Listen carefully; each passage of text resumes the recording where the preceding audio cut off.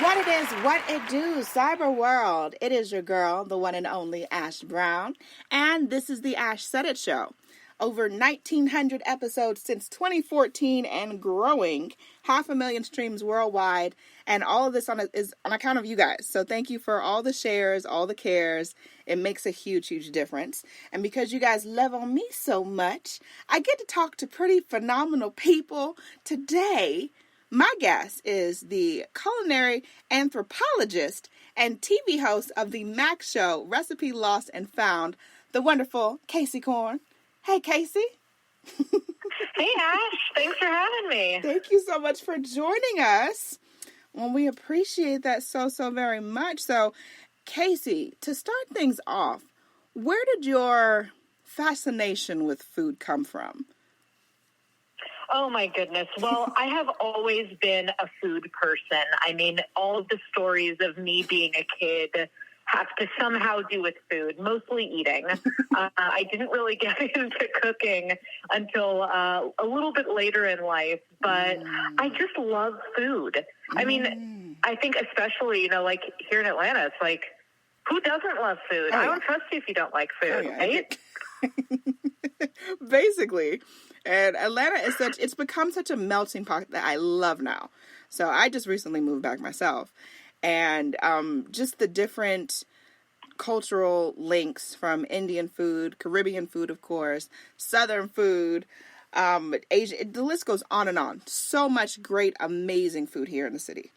Absolutely love that. Absolutely. Same. It's so wonderful. And that's one of the reasons that I actually moved here was the food scene. I mean, it's so fun to be part of a city that's not like as established. Like, of course, there's wonderful established cuisine here, as you said, but there's so much exciting food stuff happening, and that feels really magical to get to experience. It is. It is. Now, a lot of kids, they say that they want to be a doctor, they want to be a lawyer.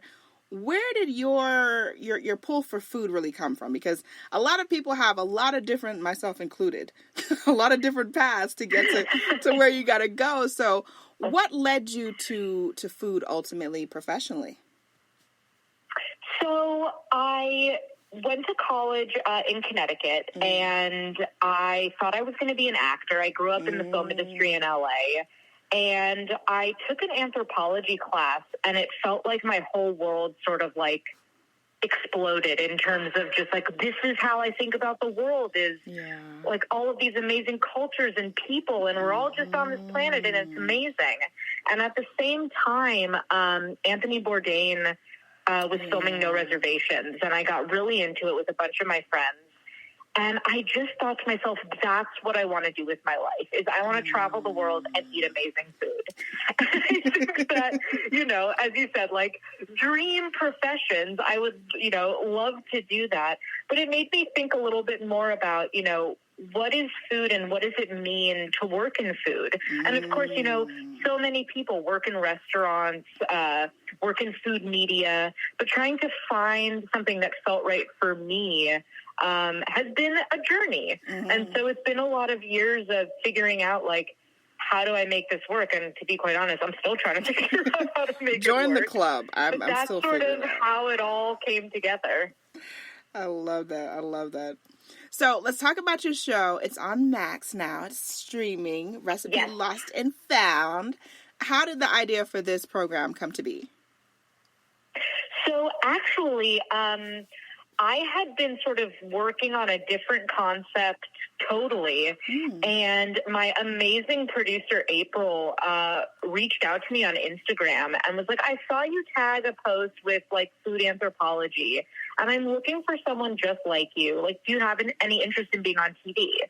And I was like, yes, actually, I've been trying to work on something else, and she pitched me the idea for the show, which this was pre-pandemic, so it was a little bit different. It was definitely more expensive and more travel-focused. But I loved her energy, and I loved the idea of it not just being like, let's figure out this recipe, but it being about people and food. And that, for me, is what's so magical about food and food anthropology, is really understanding that everybody in the world eats. where you eat, how you eat, what you eat, who you eat with. All of those things are what make us who we are. And that's what this show gets to explore. And I think it really hits home for so many people of, almost everyone has some food, whether it's actually a family recipe or not, but a food that makes them think of home. Yeah. And that's what I love exploring on this show. I love that. Now, I did see a couple of clips where I want to say that you were preparing some food for like a family. And it looked like maybe it was like a mother. And she was like, oh, this brings back memories of when, my mom was cooking in the kitchen and blah, blah, blah. Mm-hmm. And so I thought that was really a unique take on it, because I don't think I've ever seen a cooking show like that before. Or a show involving food. Yeah, there's really nothing out there like it. It's such a great experience for me. I get to meet with a family and sort of hear about this recipe that they've lost, and then take, my own expertise and figure out by, exploring different restaurants and stores and people, like, what could this recipe be? And then once I've figured it out, which a lot of it happens in my kitchen and in my own head, because the show's only 22 minutes long, but I then get to cook the recipe with the family member that brought it to me. And so it's not just me serving them a dish and being like, okay, what do you think? Right. It's a whole process of, like, we get in the kitchen together, we cook together, and then we sit down with, their important people and eat this food. And I mean, there's a lot of tears that happen for sure when we're filming.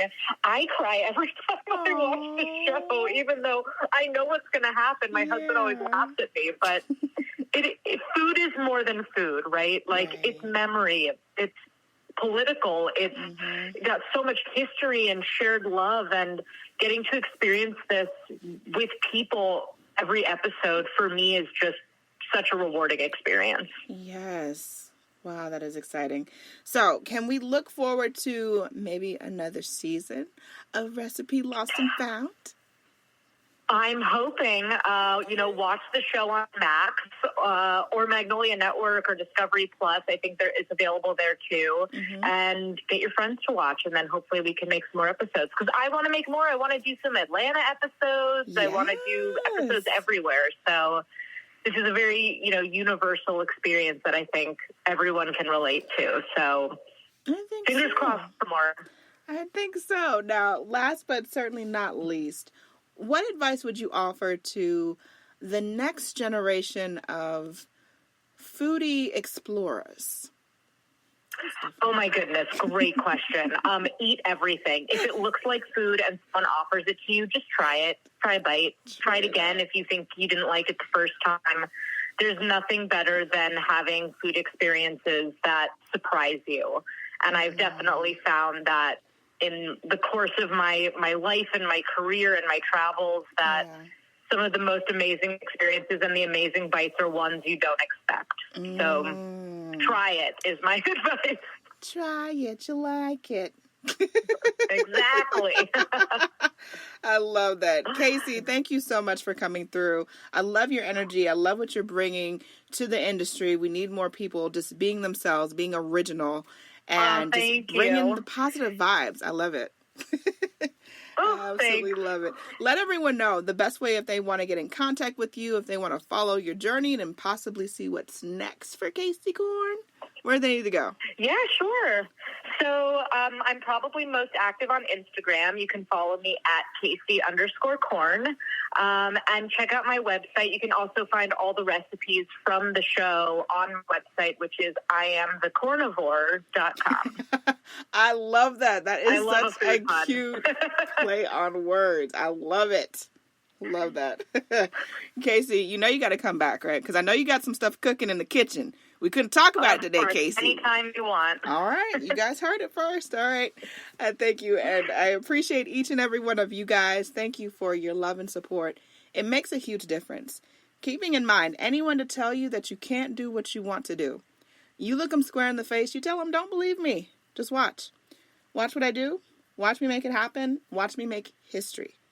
That's what we're doing this for, the history books. Social media is nice, but real life is so much better. Until next time, you guys.